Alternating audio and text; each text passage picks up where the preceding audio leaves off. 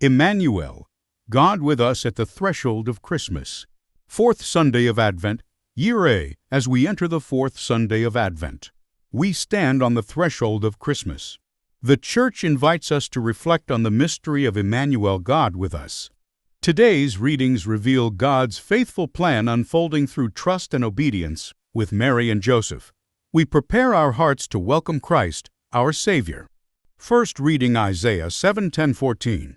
In a time of fear and political uncertainty, the prophet Isaiah assures King Ahaz that God remains faithful to his people.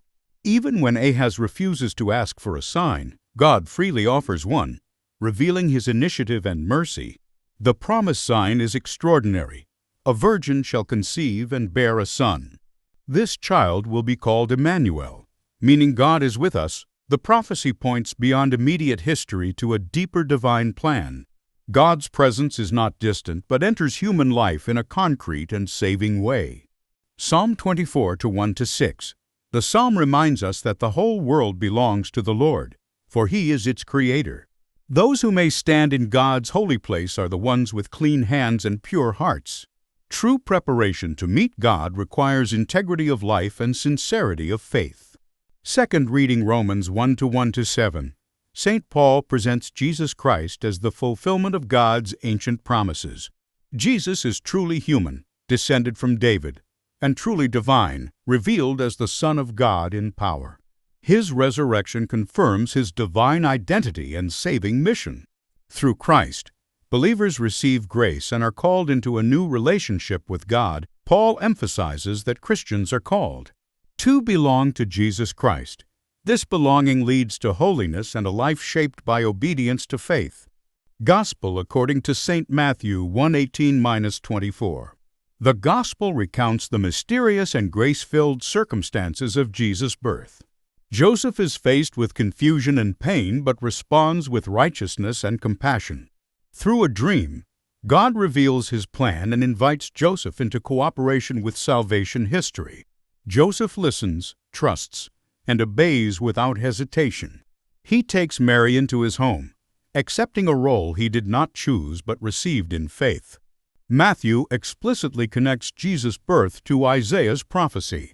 Jesus is named Emmanuel. God is with us. In Him, God enters fully into human vulnerability to save His people from sin. The fourth Sunday of Advent brings us to the threshold of Christmas, inviting us to contemplate the mystery of the Incarnation.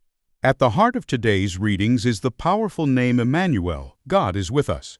This is not merely a comforting idea, but the central truth of Christian faith. God chooses to dwell within human history, embracing its fragility, struggles, and hopes. Advent thus culminates not in human achievement, but in divine initiative and grace. Isaiah's prophecy reveals a God who acts even when human faith falters. Ahaz hesitates, yet God remains faithful. St. Paul deepens this vision by proclaiming Jesus as both fully human and fully divine, the long-awaited Messiah who calls believers into a life of holiness. The psalm reminds us that encountering this God requires purity of heart, not outward observance alone. In the Gospel, Joseph stands as a model disciple, silent, faithful, and obedient. Without words, he teaches us that trust in God often means accepting uncertainty while believing in God's promise. Theologically, these readings affirm the mystery of the Incarnation. God does not save from a distance but enters our world. Practically, they challenge us to live as people who believe that God is truly with us, especially in moments of fear, confusion, or difficult decisions. Like Joseph, we are called to listen attentively to God's voice and act with courage.